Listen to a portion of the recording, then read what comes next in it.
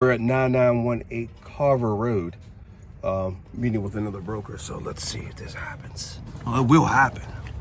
Let's see what he's talking about. We've been able to get so many great connections here in Cincinnati. I'm loving this city. Sweet what? Sweet 5,000. What? Sweet 5,000. Well, we don't have a 5,000 out here. This is 9918 Carver. Yeah, this is Sweet 5,000. But there's not a sweet 5,000. Yeah. There's not.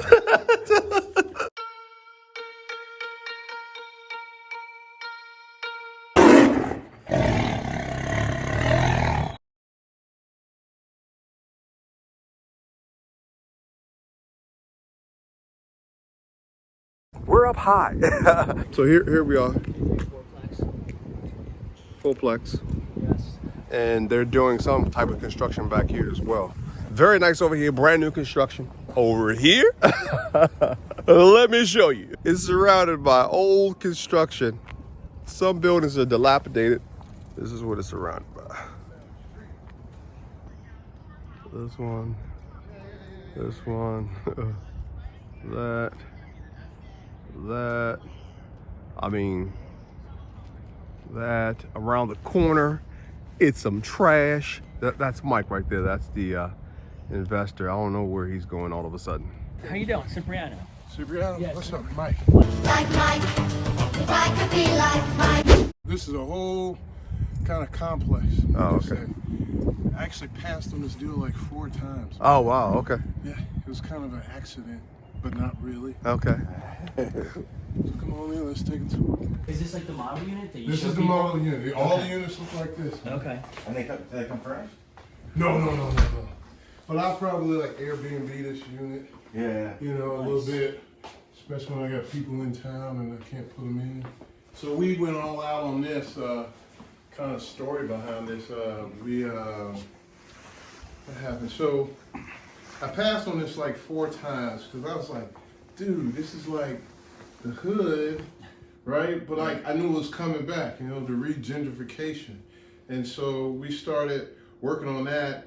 And what happened was I was like, well, we should buy it, but I think it's too early because like I bought a whole bunch of properties around the highway. I knew a highway was coming. They were like, I bought them all for like $300 to $1,000 each. And I sold every single parcel for like $300 to $1,000 for the whole property. $300. Sorry, Yeah. to be correct, $300 to $1,800. They were dumps. They were boarded up, Right, abandoned. Right.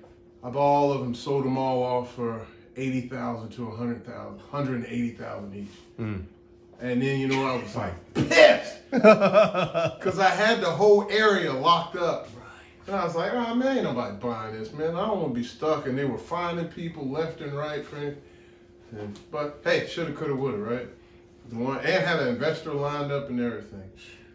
Sounds like you made out really well. Yeah, I mean, life is good, you know, but life would have been really good, right? Yeah. But like I passed on this because like the area's not coming. I know it will be because this is part of Uptown, and Uptown is changing all over. I mean, this is the 2nd largest employment base in the city, over 60,000 employees, and it's kind of like the melting pot of everybody. You got the universities, the hospitals, and it's all right here. Football, UC is big, and UC is one of our largest employers in the area, and it's growing. It's got 43,000 students, and it's continuing to grow. And then we were projected to have over 5,000 more employees or jobs, let's say. They're not going anywhere. Yeah, and then they redoing the highway, and so I actually got a property, a C property, or lower C, like not the greatest neighborhood. I mean, there's registered sex offenders, Okay. to give you an idea, on the street, right? But nobody bothers anybody, right?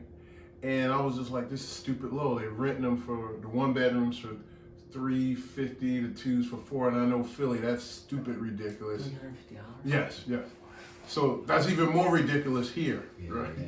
All right, and so, well, what happened, I was like, well, I just sold my first C property, my first 48 unit. That was like a deal we netted $1 million off of it. And it still blows my mind because That was the deal I was gonna pass on. Well, not pass, but just flip and make 200. That was cool enough. But we hung in there and we made $1 million.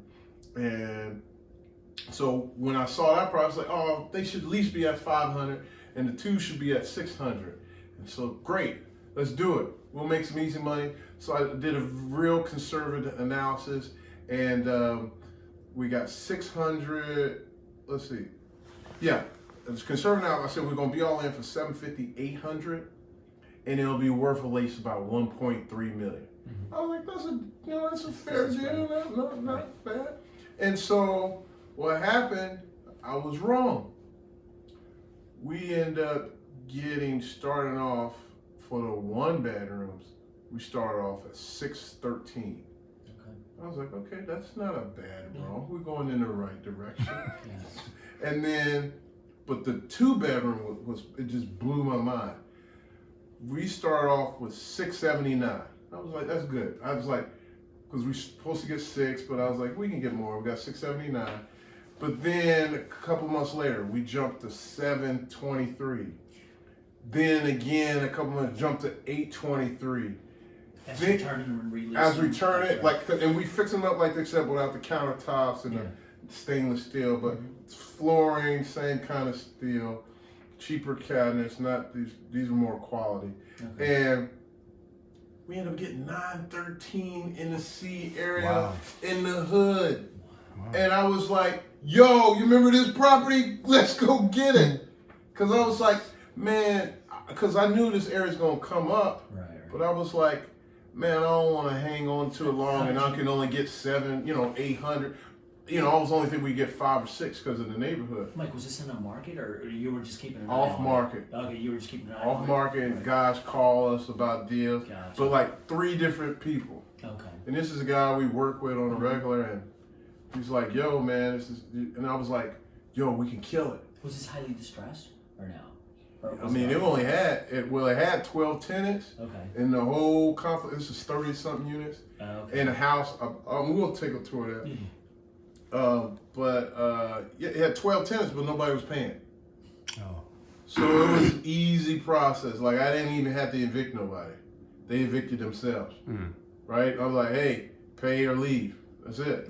You can pay, and quite frankly, they could have stayed because I wanted to do a building, then a building, then a building, then a building. But they left. They all left. And whatever. I did a conservative. I'm very conservative in my numbers, because I look at my worst cases where we get a correction, a recession. Even though I don't think that's happening. We'll always have a correction, right? Not a big recession. Right. But and I think I did my numbers at 750. And so we would be all in this for 1.7.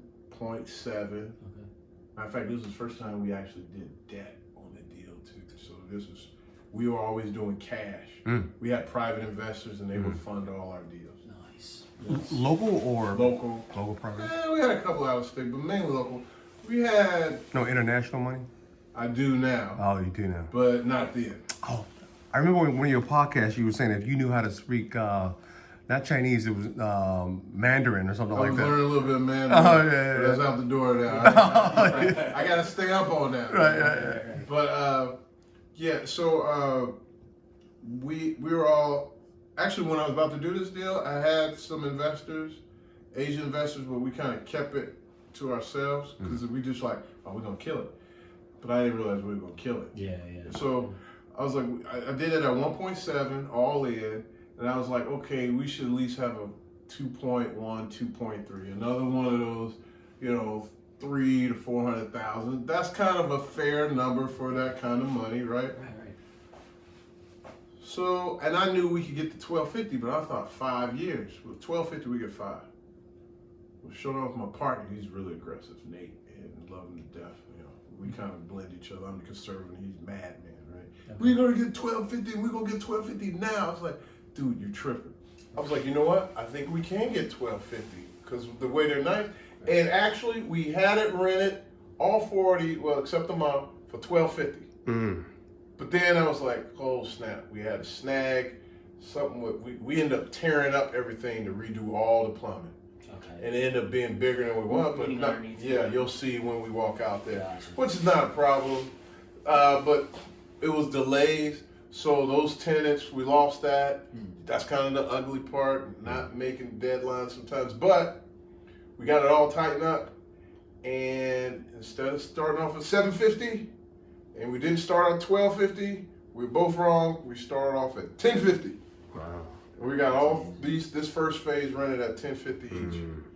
And so we'll go to the next phase, 1150, and then we'll get 1250. I read a book.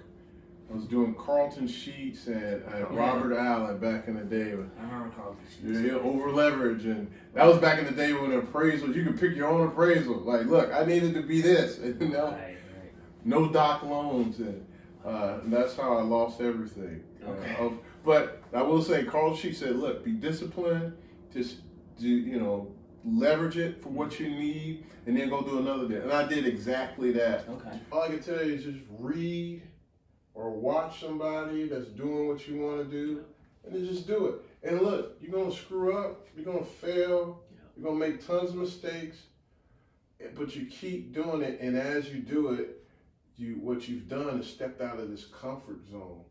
And once you step out of this comfort zone, you know, it gets all scary, you get confused, and nothing's familiar, right? But then you take another step out of that fear zone, and you start learning. And then after you start learning, you get to a zone of certainty. And after you're there, people start to come into your life because they act as this bridge for you to get you to your destination. And that's just what happens to me, man. You get to a point like you're screwed up, but you figured it out. And then, but you know how to say, focus, say it, speak it out, speak it into existence, just keep saying it. And next thing you know, people start coming. And sure enough, every day, somebody's new coming to me. You know, and I still teach, right? Like today, I'm teaching. And the more I teach, the more it comes back. So I ain't afraid to share anything, you know? Yeah. And it's just my nature. I'm really a better teacher than a business guy. An abundance mindset. I'm the guy that believes in showing, then I'm more a doer. Yeah.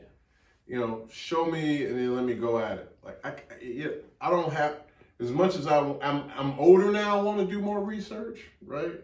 But I'm still the guy like, okay, got it, let's go. But it's how you learn. You usually make a lot more mistakes that way. Yes. You learn more and deeper. I'm more of a hands-on guy. And that's what I learned. I didn't realize that a lot of people get stuck.